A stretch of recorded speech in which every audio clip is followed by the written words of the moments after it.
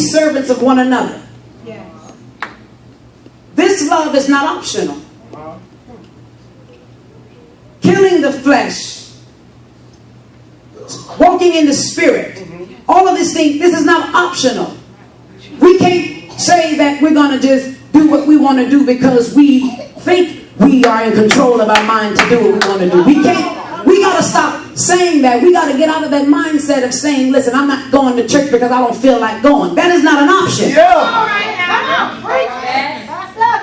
You can't sit here and say, well, I'm not going to talk to so-and-so because she made me mad. That's not an option. Matter of fact, you can't hold a grudge that was from last week up until now and make them look at you and make them know that you have an attitude with them. That's not an option for you to be angry with a child of God. Look at your neighbor and say, you in the flesh. You in the flesh. Come on. You in the flesh. Oh, yes. Oh, yes. Somebody came and made you mad. Bishop, somebody turned. I had road rage. I to a little bit extent, maybe 5% more is still in me that I'm working on. I'm working on that part of my flesh. Sometimes you got to be real with yourself. In order to overcome the flesh, you got to be real with the flesh. You're the only one that can talk to your flesh. I can speak to your flesh, but you can talk to your flesh. I can speak to your flesh, but I can't talk to your flesh. Look at your neighbor and say, talking is having a conversation. I'm not with you every day and every night to talk to your flesh. I can speak to your flesh, but I can't talk to your flesh. Only you can talk to your flesh. So I got to talk to my flesh and say, LeAndria, listen, it's not worth it. It's not worth it for you to just try to cut them off. It's not worth it for you to get angry and try to throw a soda on the windshield. It's not worth it for you to speed up and let them see that you're angry. What is that going to do for you?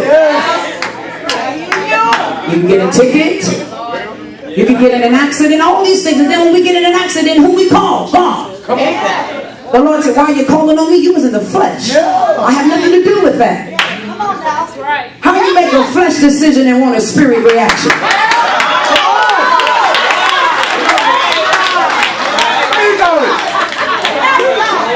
Look at your neighbor and say, stop making flesh decisions and wanting a spiritual reaction. It's not going to profit you nothing.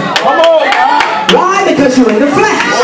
You sow flesh, you reap flesh. You sow in the spirit, you shall reap in the spirit. Look at your neighbor and tell them again because they didn't hear you. Stop making flesh decisions and expecting a spiritual reaction.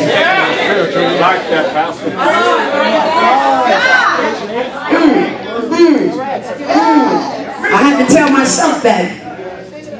It works. It works. It works. It works. Ask me how it works. How it works? Because I tried it. I yielded to temptation. I yielded. I didn't yield into temptation. Every time I speak, I mess that verse up. Every time, I promise you, I get it mixed up. I didn't yield to temptation.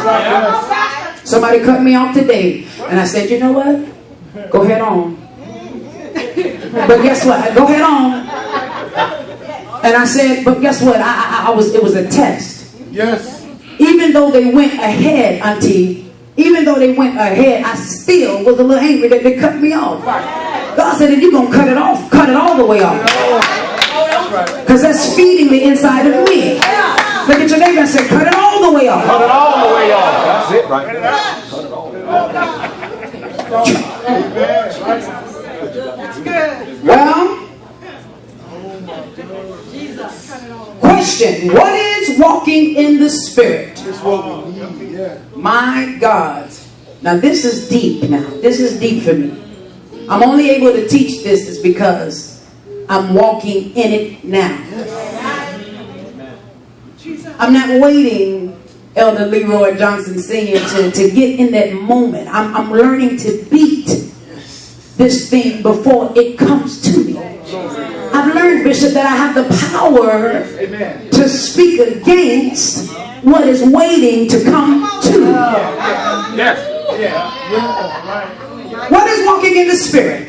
First, what is this walking in the Spirit? There are two other images in this context later that will shed light on the meaning of walking in the Spirit. The first is in verse 18. If you are led by the Spirit, you are not under the law. Yes.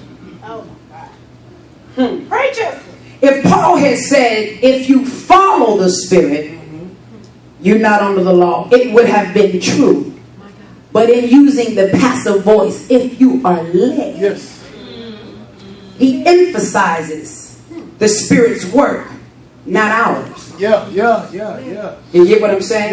Yeah. The Spirit is not a leader like the pace car in the Daytona 500. He is a leader like a locomotive on a train.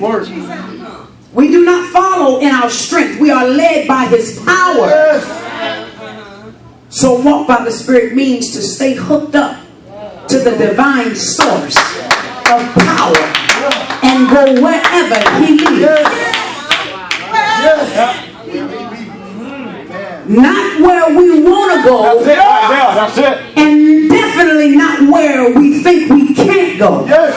That's where we mess up sometimes. God is leading us to some places, but we get in the way and say, God, I don't know how I'm going to get through it. You don't know how because you're not in the Spirit. Come on now. That's good. Verse 22. Read verse 22.